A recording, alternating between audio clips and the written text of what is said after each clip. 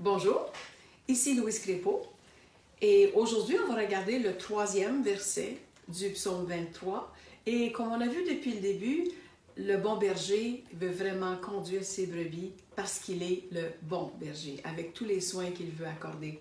Le verset 3 nous dit qu'il restaure mon âme, il me conduit dans les sentiers de la justice à cause de son nom. Ce verset est riche en signification et la portée des mots qu'on va regarder nous donne vraiment une assurance des bons soins que le berger veut nous accorder.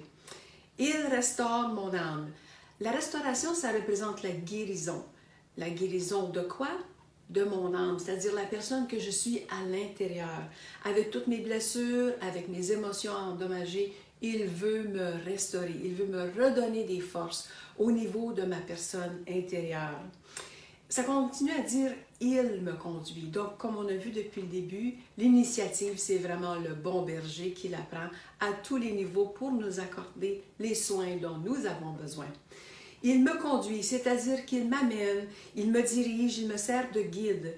Et en lisant autant le Nouveau que l'Ancien Testament, on voit que le bon berger, Jésus, c'est sa vie qu'on doit imiter, c'est sa vie vécue en nous et c'est là qu'il veut nous diriger, c'est comme ça qu'il veut nous diriger. En apprenant à le connaître, on voit sa façon d'agir et on voit qu'il veut justement vivre cette vie-là à travers nous.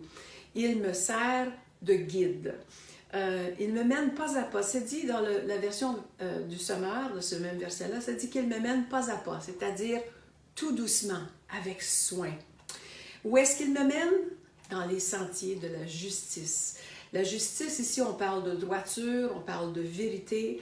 On dit que c'est sa justice, son salut, parce que Jésus, on le sait, il est le chemin. Donc, il me conduit sur le bon chemin pour ma vie en lui.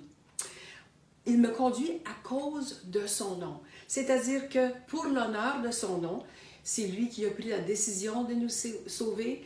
Le salut est complet en Jésus, on ne peut rien y rajouter ni en retrancher. Et c'est un salut qu'il nous donne gratuitement, à nous de l'accepter et de vivre ce salut en Jésus. Toute la gloire lui revient.